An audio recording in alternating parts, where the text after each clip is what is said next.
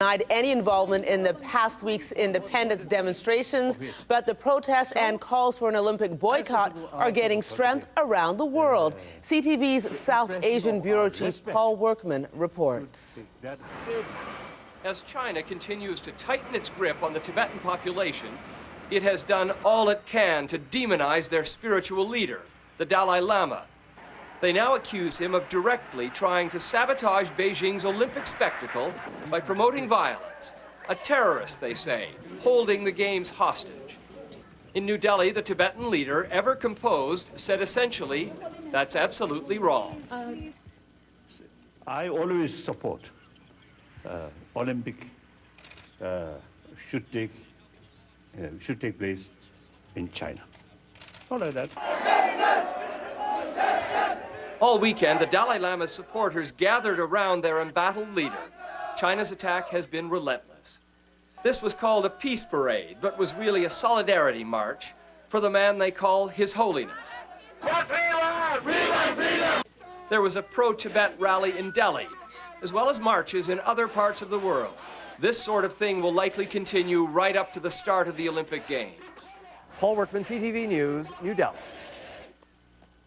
And many of those protests have been held in Canadian cities, and one of the largest was held right here on the streets of Toronto. CTV's Janice Golding has the details. Stop the killing in Tibet! Their voices were hoarse with passion, but their message was clear. Shame on China! One is watching! Tibetans and their supporters took over the downtown core for a 3.5-hour protest against the ongoing violence in Tibet. What's going on in Tibet is brutal and it's inhumane. It's very sad. It's very sad. I'm privileged. I'm Canadian Tibetan. I'm able to speak my mind and voice my opinion and not be detained or beaten up for it.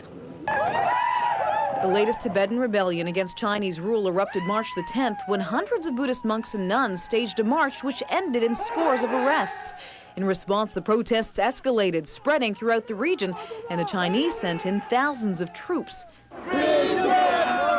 Many Tibetans have since been killed, and today, in a symbolic gesture against the brutality, protesters, many of them so emotional they were moved to tears, held a die-in on the busy Bathurst Queen corridor. Well, Beijing claims about 20 people have died in the violent protests.